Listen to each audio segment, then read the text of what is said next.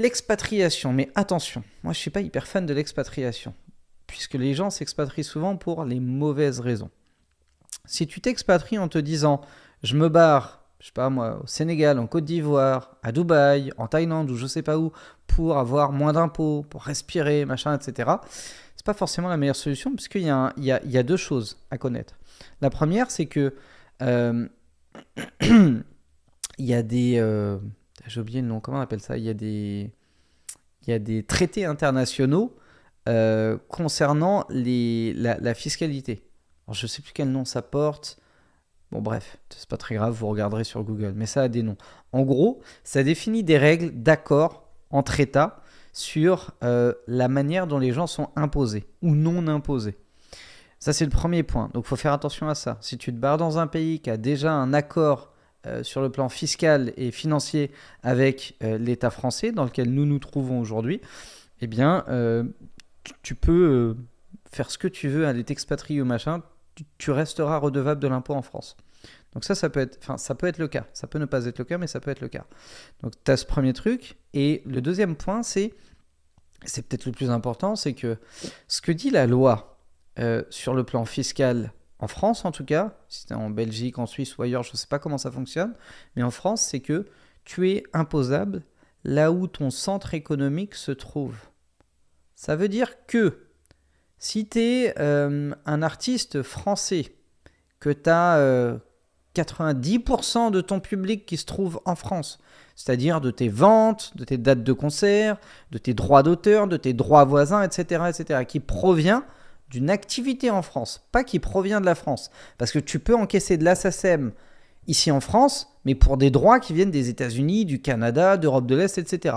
Là, on parle vraiment d'avoir ton centre économique en France. En gros, le gros de tes revenus sort des poches de contribuables français ou de structures de diffuseurs qui sont en France et redevables de l'impôt en France. Alors, tu es imposable en France. Même si tu vis en Thaïlande. Même si tu n'as pas de résidence fiscale en France, même si tu n'as même plus de maison en France, même si tu n'as pas de compte en France et ainsi de suite, tu resteras en tant que citoyen français redevable de l'impôt en France. Et il sera à ta charge de prouver que l'administration fiscale a tort et que ton centre économique ne se trouve pas en France. Ça, c'est le premier point. Le deuxième point, c'est le centre opérationnel. C'est-à-dire que si tu, crées une société, par exemple, à Dubaï, c'est très tendance en ce moment, que tu as cette société-là qui facture, machin, etc. Et que tu as même tes clients qui sont, allez, admettons, en Asie, d'accord ? Donc ça coche énormément de cases. Mais que tu vis en France, et même si tu n'y vis pas H24, si tu as ton époux, ton épouse en France, si tu as l'école des enfants qui est en France et que tu te fais soigner en France et ainsi de suite, on va considérer que ton centre opérationnel est en France. Et à partir de là, tu seras redevable de l'impôt en France malgré tout. Donc tu as plein de petites règles de cette nature qui, mises bout à bout, font que l'expatriation, c'est pas évident. Ou alors, si tu t'expatries, il faut vraiment faire une full expatriation.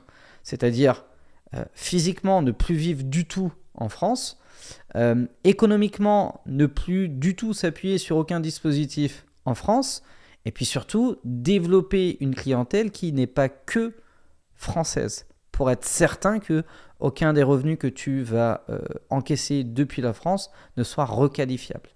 Et là, effectivement, l'expatriation, ça peut fonctionner. Après, il y a quelques petits trucs quand même qui peuvent être sympathiques à faire, c'est que rien ne t'empêche d'avoir un fonctionnement inter-entreprise.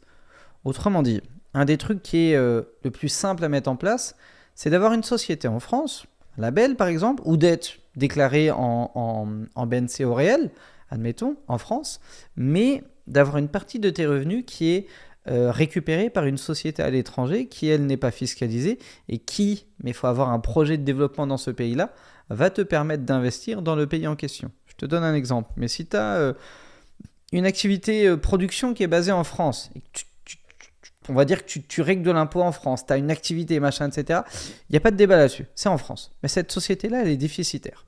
Donc, il n'y a pas trop d'impôts, c'est OK.